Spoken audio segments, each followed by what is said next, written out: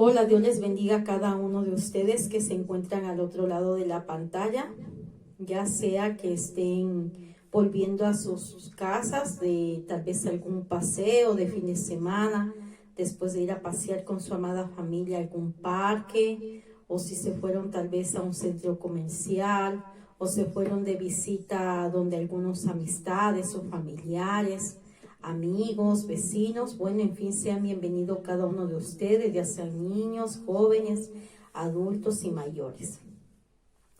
Hoy vamos a tener una prédica acerca del libre albedrío. Entonces vamos a empezar, sea bienvenido cada uno de ustedes, mi amigo evangélico, católico, pentecostés, testigo de Jehová, bautista del séptimo día, ortodoxo, si es hinduista, si es musulmán o si usted es de la iglesia presbiteriana o es mesiánico o judaísta, entre otras muchas religiones. Sea bienvenido y vamos a estudiar con la palabra de Dios que inmore el Espíritu Santo. No sin antes enseñarles este libro maravilloso que Dios me permitió cuando tuve un encuentro personal con Él en mi habitación, y se llama por título Mi encuentro con Jesús, sueños y visiones.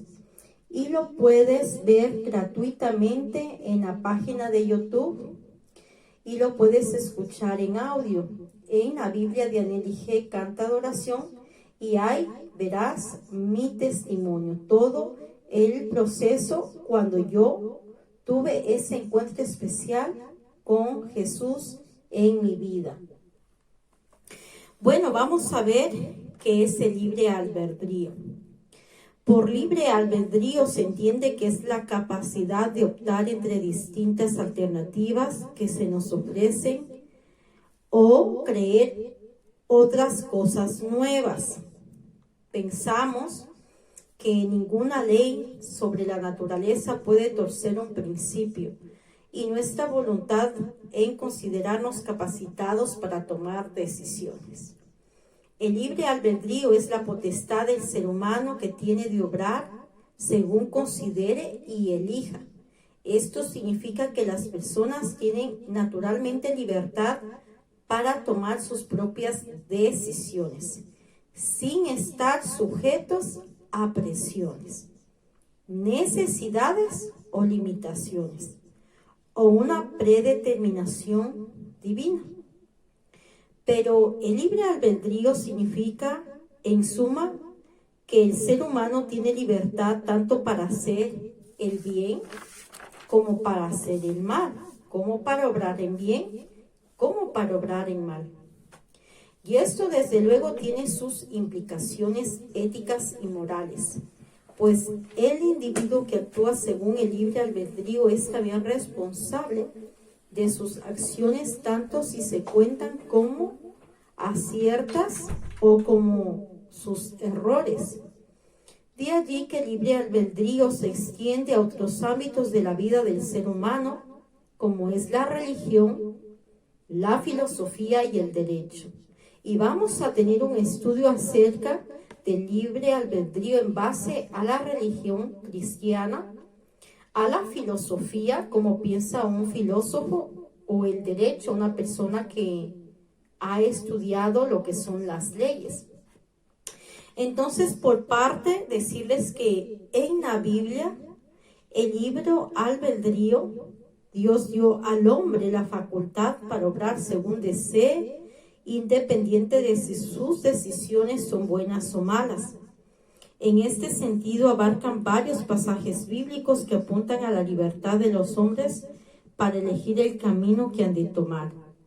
Si el correcto, que es desde el punto de la vista de la vida cristiana, que es el de Dios, o si es el incorrecto, que significa desviarse de Dios. Y de allí esta afirmación. Entonces nos vamos a ir con la palabra de Dios, ustedes al otro lado de la pantalla y yo con la palabra de Dios aquí. Y nos vamos a ir a este pasaje bíblico que está en Josué capítulo 24, versículo 15.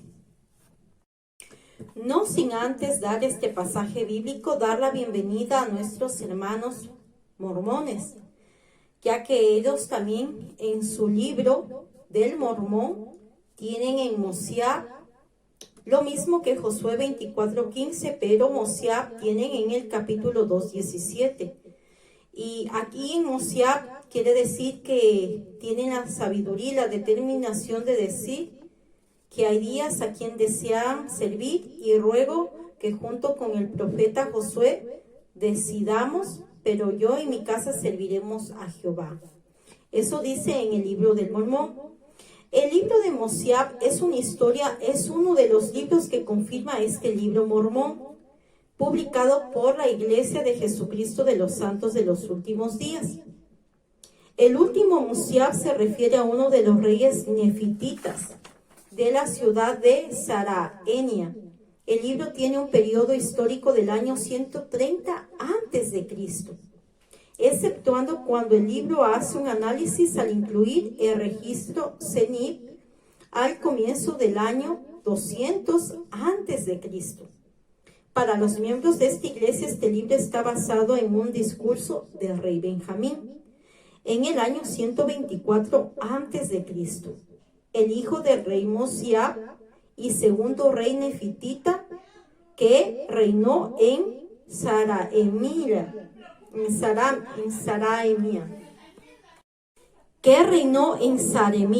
además del registro de Zenit en el año 200 a.C. y el análisis de Mosiah en el año 124 a.C. Entonces, ahora sí nos vamos a ir con la palabra de Dios al capítulo de Josué, versículo 24, capítulo 15.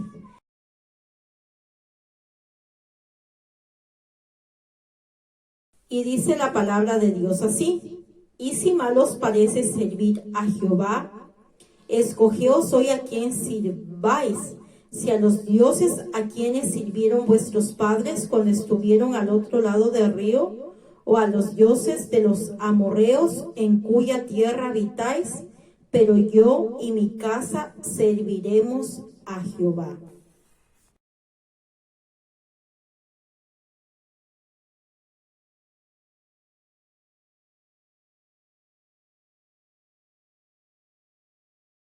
Ahora vamos a dar un breve resumen de lo que significa el libre albedrío filosóficamente. Según San Agustín de Hipona, sostenía que el libre albedrío supone la posibilidad que tiene el hombre de elegir entre el bien y el mal. En este sentido o concepto, aplicando a la libertad del ser humano para obrar bien o mal. No obstante, se distingue que lo que se considera como libre albedrío es el buen uso de esta libertad. Por otro lado, según el determinismo, toda conducta o elección humana tiene su raíz en una causa, de modo que nuestras decisiones estarían determinadas indefinitivamente por todas las causas que preexisten, lo cual significa que no hay elección posible y que el libre albedrío en realidad no existe. Esto filosóficamente. No obstante, también existe la postura opuesta por los liberales, quienes no reconocen este determinado apoyo que se afirma acerca del libre albedrío, que sí existe, sobre todo en estas personas. El libre albedrío en derecho, vamos a ver qué es lo que dice. Según el derecho penal, el libre albedrío sirve de fundamento legal, por ejemplo, para el castigo de los delincuentes. Esto significa que si un individuo al cometer un delito